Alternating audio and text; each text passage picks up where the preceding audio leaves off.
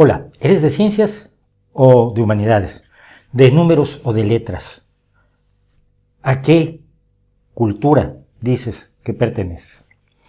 En 1954, el novelista y químico físico Charles Percy Snow, mejor conocido simplemente como C.P. Snow, impartió una conferencia en la que ampliaba cosas que ya había publicado en un artículo donde hablaba de un fenómeno que a él le tenía muy preocupado. Estamos hablando de 1959, que era el de que el mundo a su alrededor, sobre todo, parecía haberse dividido en dos culturas. Si uno le pregunta a alguien si ha leído a El Quijote o a Cervantes o a Quevedo y dice que no, tenemos todo el derecho del mundo, o creemos tener todo el derecho del mundo de considerarlo un inculto. Pero si le preguntamos cuál es la segunda ley de la termodinámica, o si le preguntamos qué defina aceleración o masa, y no lo sabe responder, no nos parece un acto de incultura. La mayoría de la gente finalmente no sabe esas cosas. Ya saben ustedes, este tipo de gente que cuando traen la cuenta, dicen, haz tú la cuenta para dividir cuánto nos toca pagar a cada uno de nosotros, porque yo soy de letras. Que debería ser tan absurdo como si al llegar al restaurante uno dijera, oye, lee tú la carta porque yo soy de ciencias y no sé leer. A Snow le preocupaba que hubiera, sobre todo debido al sistema educativo británico en aquel momento, pero en general también, le preocupaba que la gente se hubiera dividido precisamente en dos culturas, que los intelectuales, literarios o humanísticos, la gente que sabía de sociología o que podía citar filósofos, o que había leído no solo a Shakespeare, sino a James Joyce, no pudiera ni le diera interés a saber algo sobre ciencias. Y él sentía que, por otro lado, los científicos tenían una tendencia a aislarse de la realidad humanística, aunque esto es un poco más impreciso. La mayoría de los científicos tienen una vena artística. El propio Einstein decía que su vena artística le había permitido ejercitar la imaginación para aplicarla a sus exploraciones físico-matemáticas. Pero sí es cierto que en el mundo de la literatura, en el mundo de las humanidades, hay un desconocimiento orgulloso, un desprecio casi arrogante al trabajo científico como si no fuera parte de nuestra cultura.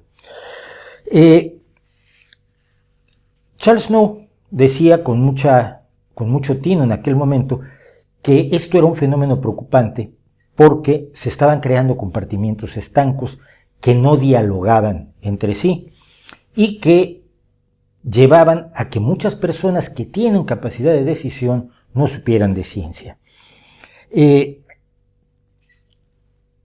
La ciencia ficción, un género del literario en el cual yo participé muchísimo durante los años 80 y 90, tenía como uno de sus héroes a Charles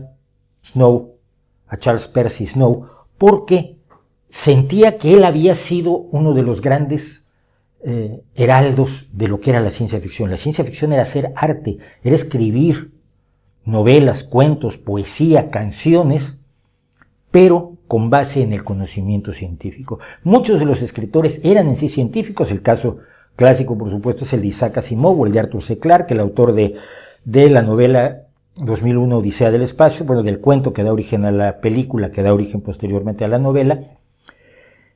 Pero otros muchos eran, sobre todo con el paso del tiempo, escritores que se interesaban por la ciencia, como Ray Bradbury o Philip Dick, el autor de la novela en la que se basa precisamente la película Blade Runner. Para la ciencia ficción, Charles Snow era el hombre que había advertido que teníamos que formar una tercera cultura que englobara las dos culturas, porque finalmente la cultura humana es solo una. La cultura humana es, además, como ya he dicho aquí, asunto y propiedad de absolutamente todos nosotros.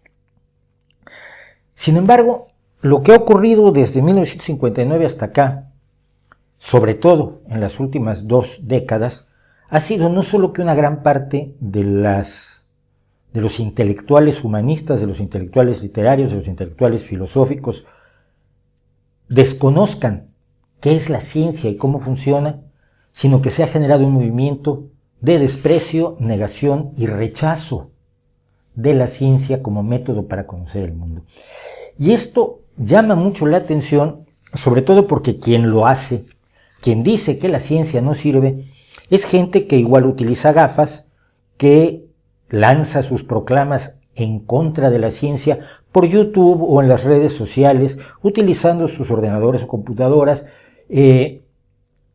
y aprovechándose de todos los beneficios de la ciencia. Por supuesto, están vacunados, se atienden con médicos de verdad, andan en automóvil, no en alfombra voladora, pero desprecian la ciencia desde el privilegiadísimo lugar que te da el ser beneficiario del conocimiento científico, el ser una persona de una sociedad ilustrada que se ha beneficiado más que otras, por desgracia, hasta ahora, de la revolución científica. Y entonces esos intelectuales, en vez de estar luchando para que los beneficios que ellos disfrutan de la ciencia sean patrimonio de todos y lleguen a las zonas más deprimidas económica y socialmente de nuestro mundo, zonas que además, con las que además existe una deuda histórica, por cuanto que mucho de la riqueza de los países que llamamos desarrollados proviene de los años negros de las colonias y la extracción de las riquezas y los bienes y el trabajo de los países que hoy consideramos el tercer mundo, especialmente América Latina, África y el sudeste asiático. En vez de buscar cómo llegar con estos avances a estas personas, lo que se les está diciendo es, no se preocupen, no necesitan ciencia, la ciencia es una tontería, la ciencia es solo una opinión, la ciencia es irrelevante cuando no es directamente un engaño. Esto es lo que se conoce como filosofía o pensamiento posmoderno. A mí me cuesta mucho trabajo llamarlo pensamiento porque va precisamente a contracorriente de todo aquello que llamaríamos pensamiento. La idea de que la ciencia es solo una forma más de ver el mundo, igualmente válida que otras, es en ese sentido una de las más crueles formas de reinventar el peor colonialismo de los siglos XVI, XVII y XVIII. Le explico. Lo que se le está diciendo a la gente del tercer mundo es que no tiene derecho a tener los mismos bienes que tiene la gente en Europa, en Japón, en Australia o en los Estados Unidos y Canadá. Que finalmente no es importante, que la medicina es tan buena como el chamán. Son dos formas de enfrentar la realidad, son dos formas de abordar la enfermedad y ambas son igualmente válidas. Salvo que por alguna curiosa razón, los filósofos que dicen esto se atienden con los médicos de verdad, con los médicos que utilizan la ciencia como base para sus terapias y le dejan a la gente del tercer mundo los chamanes, los bailes y los encantamientos yuyu y vudú. Quienes denigran el conocimiento científico se benefician de él y además viven en la opulencia, pero están mandando el mensaje de ustedes, no se preocupen, ser rico es exactamente igual que ser pobre. Tener una educación universitaria que me permita a mí, por ejemplo, ser doctor en filosofía y vivir de escribir libros, es lo mismo que no tener escuela alguna y ser un niño con algún problema de parasitosis en algún lugar de el África subsahariana o de la zona indígena de América Latina. Sobre texto de la intelectualidad se está recreando la crueldad del pasado. La cultura es solo una y es patrimonio de todos, pero tenemos que defender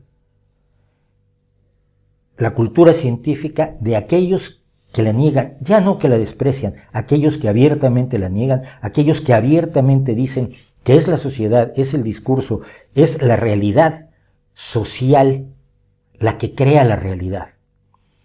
Y que, por lo tanto, la realidad no puede ser estudiada con las herramientas de la ciencia, con la observación, con la experimentación, con las matemáticas, con la verificación independiente de los hechos. Es una batalla mucho peor que la que se planteaba Charles Snow en 1959 y sin embargo es mucho más urgente.